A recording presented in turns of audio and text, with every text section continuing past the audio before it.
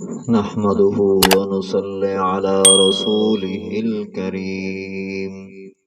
أما بعد، فأعوذ بالله من الشيطان الرجيم. بسم الله الرحمن الرحيم. وعن أبي هريرة رضي الله تعالى عنه قال قال رسول الله صلى الله عليه وسلم: لو كنت أمرت أحدا أن يسجد لأحد لأمرت المرأة أن تسجد لزوجها. صدق الله العظيم. نہایت واجب احترام، آج میں آپ احباب کے سامنے حقوق العباد کی ادائیگی اہم ترین عمل ہے۔ حقوق العباد کی ادائیگی اہم ترین عمل ہے، اور بندوں کے حقوق میں میاں بیوی کے جو حقوق ہیں وہ اور زیادہ اہم ہیں۔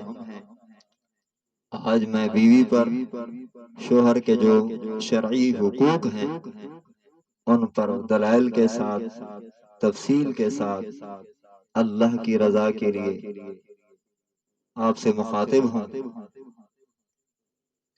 اللہ تبارک و تعالی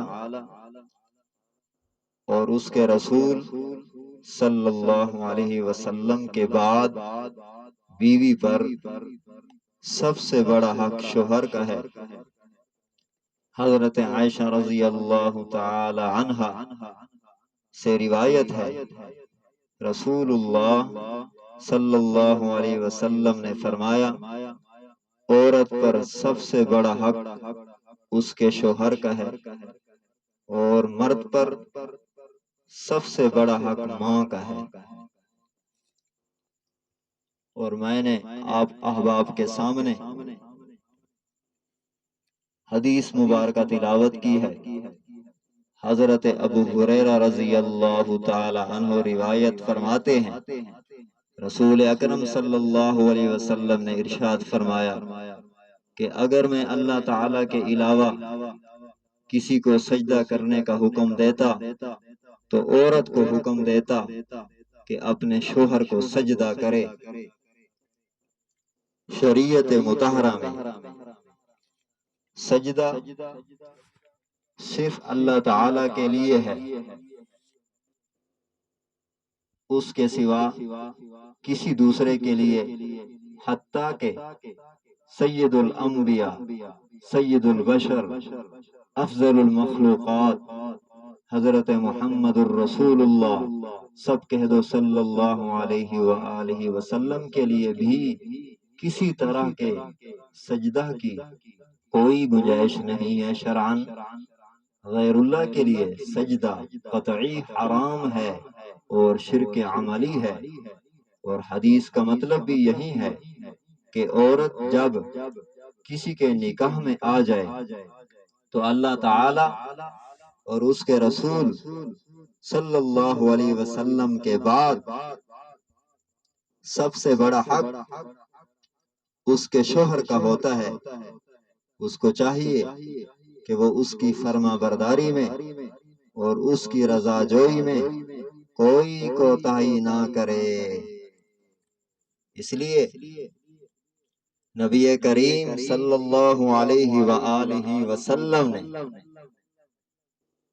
اس پر بہت ساری وعیدات ذکر کی ہیں۔ اگر کوتاہی کرے گی بیوی اپنے شوہر کے حق میں، ایک حدیث میں آتا ہے کہ شوہر کو ستانے والی کے لیے حوروں کی بد دعا کا ذکر حدیث میں ہے۔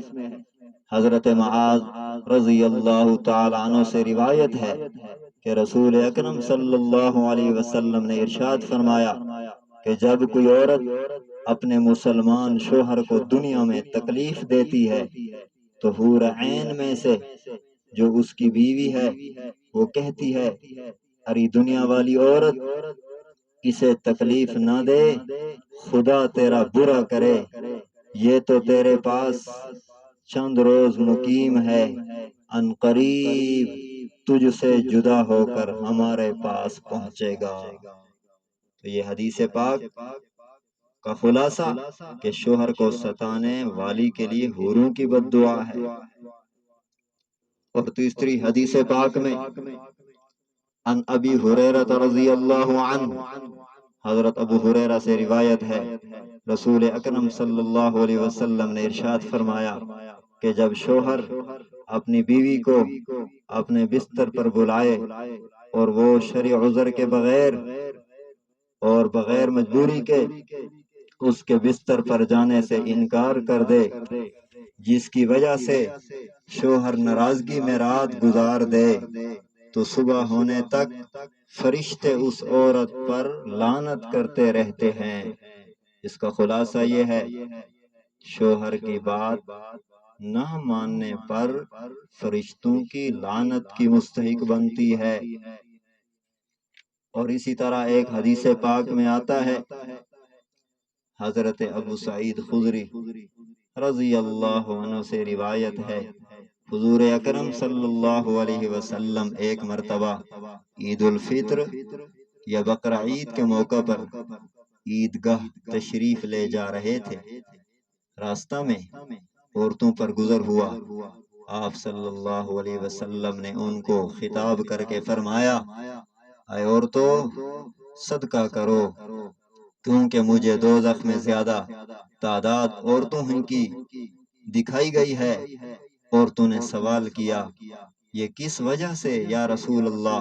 آپ صلی اللہ علیہ وسلم نے فرمایا، اس لیے کہ تم لعنت بہت کرتی ہو اور شوہر کی ناشکری کرتی ہو۔ تو اس لیے ان احادیث کے تحت یہ بات ضروری ہے کہ کم از کم ہر مسلمان شادی شدہ عورت کو معلوم ہونا چاہیے کہ شریعت میں میرے شوہر کے کیا حقوق ہیں۔ اس لیے اس ضرورت کو محسوس کرنے کے لیے یہ احادیث ذکر کی گئیں، اور اس کے تحت بیوی پر جو شوہر کے حقوق ہیں ان کو تفصیل کے ساتھ اور خلاصے کے طور پر بیان کر دیتے ہیں، جو تقریباً 6 کے قریب حقوق بنتے ہیں۔ پہلے نمبر پر بیوی پر شوہر کا حق یہ ہے کہ نہایت خوش دلی کے ساتھ شوہر کی اطاعت اور خدمت کرے اور اس کا دل خوش رکھنے کی پوری کوشش کرے، اپنے شوہر کی وفادار اور فرما بردار رہے۔ البتہ اگر شوہر ناجائز اور خلاف شرع کاموں کا حکم کرے تو پھر اس کی اطاعت نہ کرے۔ اس لیے اللہ کے نبی نے فرمایا، لا طاعت لمخلوق فی معصیت الخالق، تابعداری کرنا جس میں خالق کی نافرمانی ہو جائز نہیں ہے کسی کی بھی۔ مثال کے طور پر خاوند کہتا ہے میں گانے سنتا ہوں تو بھی گانا سن، بیوی شوہر کی بات نہ مانے، شوہر کی بات نہ مانے، شوہر کہتا ہے میں بھی نماز نہیں پڑھتا تو بھی نہ پڑھ، میں روزہ نہیں رکھتا تو بھی نہ رکھ، میں زکوٰۃ نہیں دیتا تو بھی نہ دے، میں گانا سنتا ہوں تو بھی سن، بے پردگی سے رہ جا، کوئی بات نہیں۔ اگر خاوند خلاف شرع بات کرے تو بیوی کو پھر ماننے کی شرعاً اجازت نہیں ہے۔ یہ ایک حق میں نے بیان کیا ہے۔ دوسرا حق شوہر کا، بیوی جو ہے خاوند سے اس کی طاقت اور استطاعت سے زیادہ فرمائش نہ کرے، اس کی طاقت اور استطاعت سے زیادہ فرمائش نہ کرے۔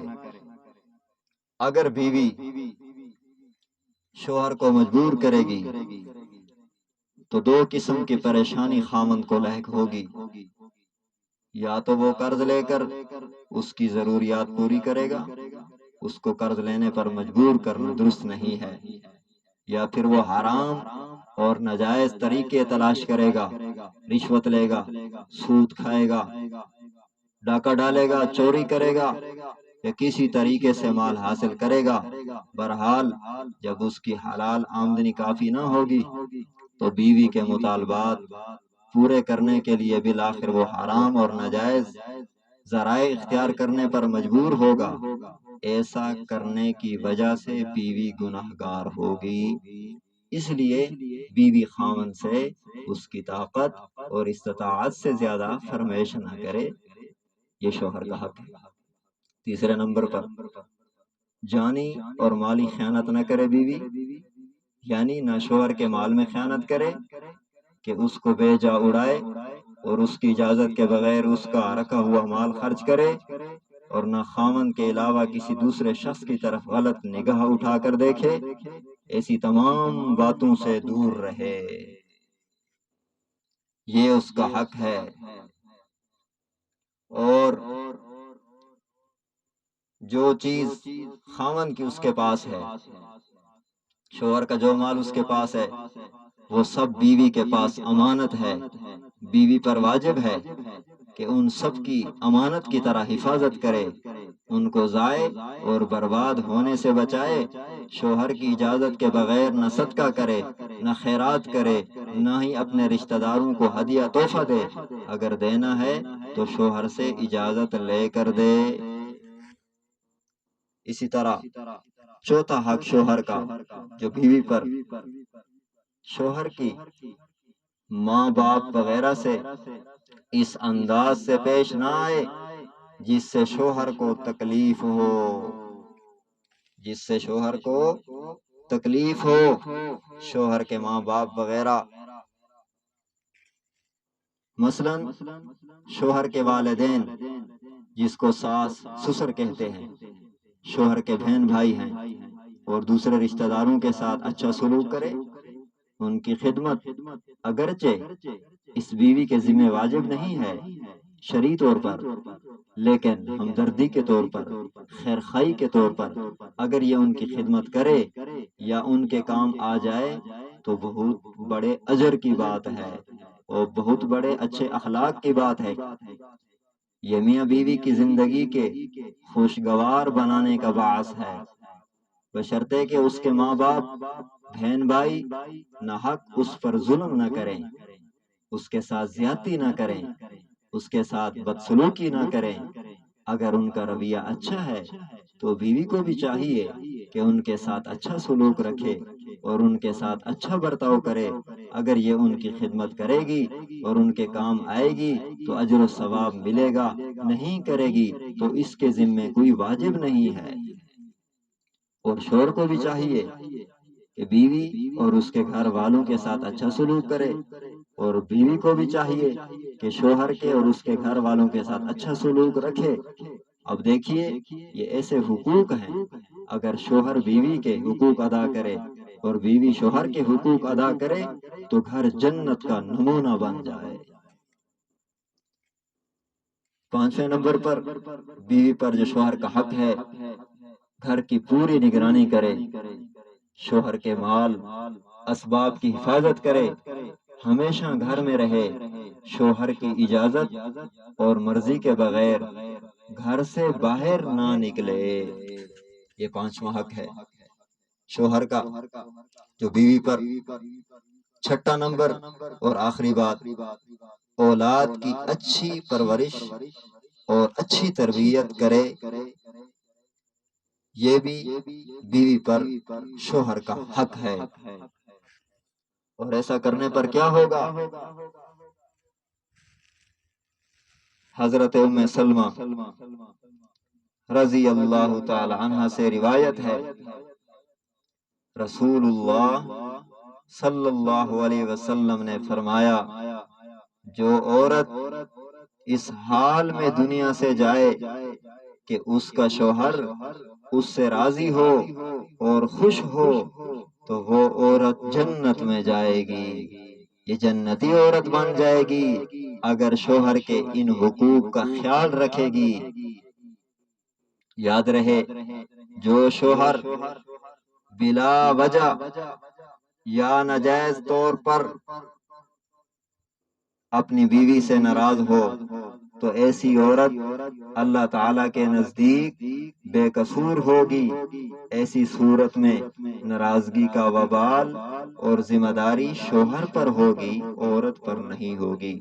اللہ تعالی ان حقوق کو مسلمان بیوی کو ادا کرنے کی توفیق عطا فرمائے، اور کہنے سننے کے بعد عمل کی توفیق عطا فرما کر اللہ ہم سب کے لیے نجات کا ذریعہ بنائے۔ وآخر دعوانا الحمد للہ رب العالمین۔